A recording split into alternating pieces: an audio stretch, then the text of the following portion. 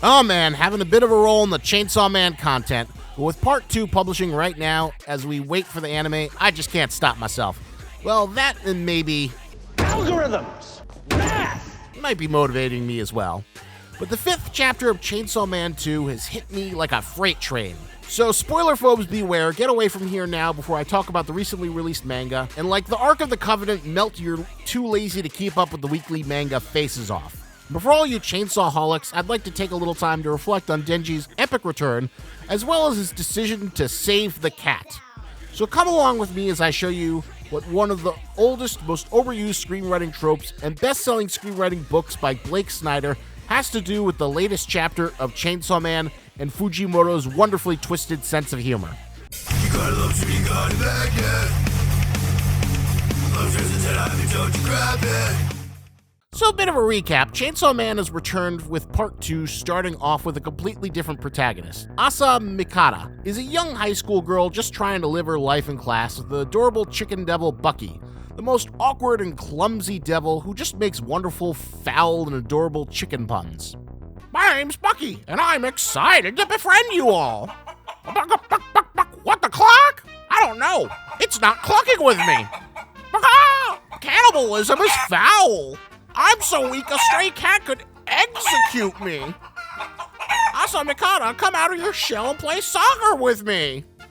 But can I just say Bucky's a fantastic mascot? That is until Asa trips and falls on him, killing him. It makes everyone in the class hate her. Her supposed friend lures her out into the dark of night to pay respects to Bucky's grave, but then reveals that she made a contract with the devil to kill her because she's jealous that her teacher likes Asa more than her. Asa is brutally murdered, but just like Denji before her, she comes into contact with the War Devil, who possesses her body and gives her a new life. In a glorious scene of creative gore, she turns her former teacher into a spine sword and proceeds to destroy her rival while swearing to make war upon Chainsaw Man. The next few chapters follow Asa as she returns to school and deals with the reality that the War Devil possesses her body and can even take control of it, going as far as threatening to kill her and take full control if she doesn't follow all of its commands. These chapters feature a nice slice of life stuff as Asa deals with her new predicament in life, but they aren't what we're here to talk about. What we are here to talk about is the glorious return of Denji. So after going on a devil hunt with her new friend, Asa finds herself trapped by the bat devil looking to devour her as she runs away carrying her new friend who got injured in the crossfire. She vows to do whatever she can to save her. We get a flashback of how she always seems to trip and fall at crucial moments in her life, even so far as when she was with her mother running away from the Typhoon Devil but stopping to save a cat, which of course leads towards her mother's death. But as she reflects on a lifetime of falling down, she thinks of her friend she's trying to save, and it doesn't matter. By saving the cat, her heart was still in the right place. But back in the present, as she's about to be consumed by the Bat Devil, BAM! A bigger devil gets smacked right into it. Who's doing the smacking? It's our boy, the GOAT, Denji. Or should I say, Chainsaw Man!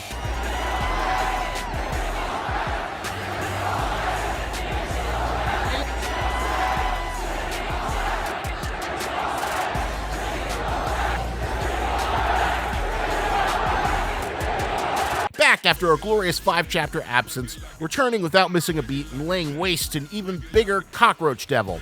As they fight, the Cockroach Devil gives him the typical hero's choice, as personified through the classical ethical dilemma of the Trolley Problem.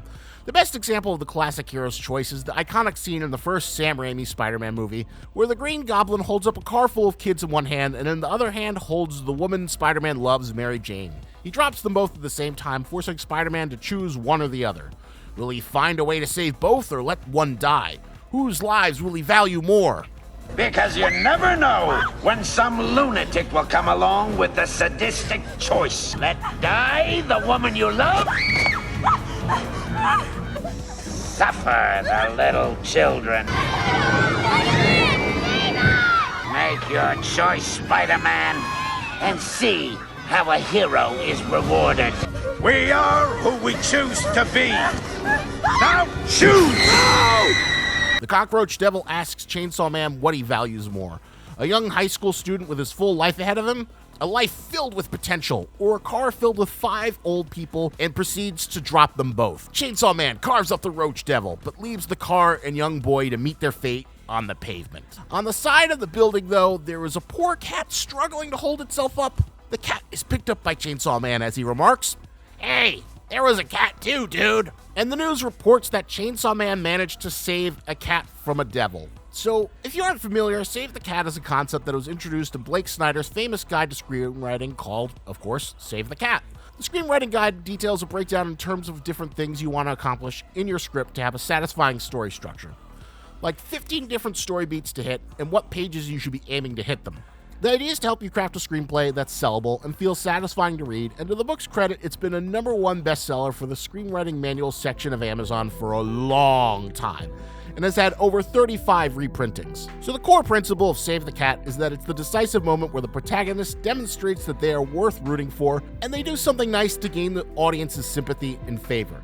Maybe they help out an old woman, maybe they're a thief who steals, but still give some bread to feed hungry children like Aladdin does in the iconic Disney movie.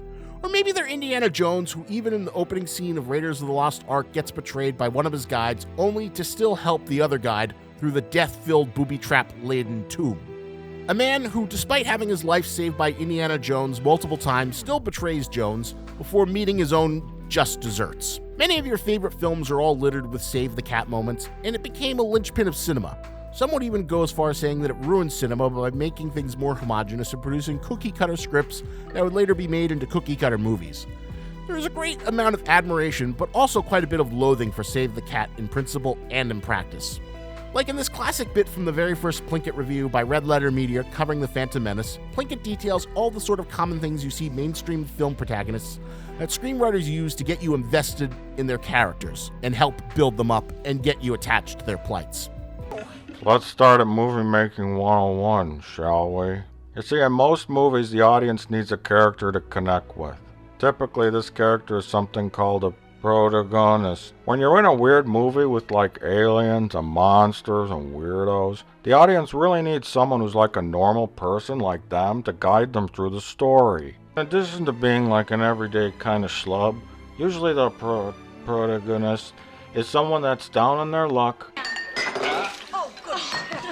in a bad place in their lives, or someone where everything just doesn't always go perfectly for them. Either you choose to be at your desk on time from this day forth, or you choose to find yourself another job. Well, maybe it's time to get a real job. No McFly ever amounted to anything in the history of Hill Valley. Eventually they'll be confronted with some kind of obstacle or struggle that they gotta deal with. War! We're going to war! If we like them, we hope they succeed. The drama in the film is the result of us rooting for them against opposition.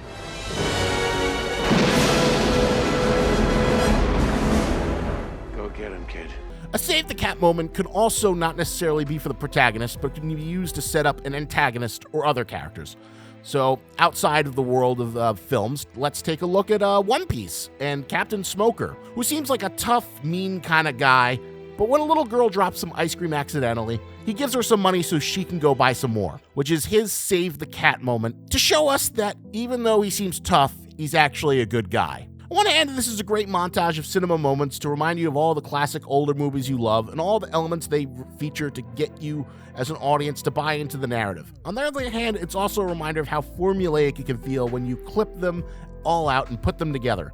The idea is that for all the movies to be successful, they must adhere to a strict 15-point beat sheet where specific things must go on at specific pages, and is pretty constrictive towards any kind of creativity. So of course in Chainsaw Man, Fujimoto takes the Save the Cat moment and flips it on its head.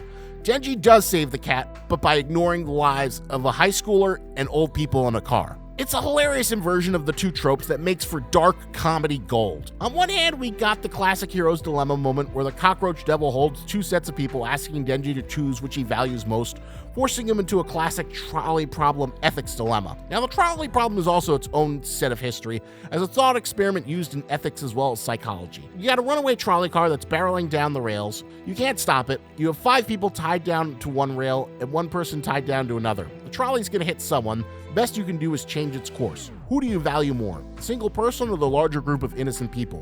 What is the right thing to do in such a circumstance? But Denji solves the problem like this 2-year-old. Uh-oh, Nicholas. This train is gonna crash into these 5 people.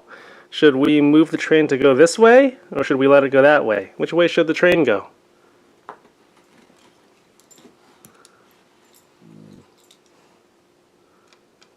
This way.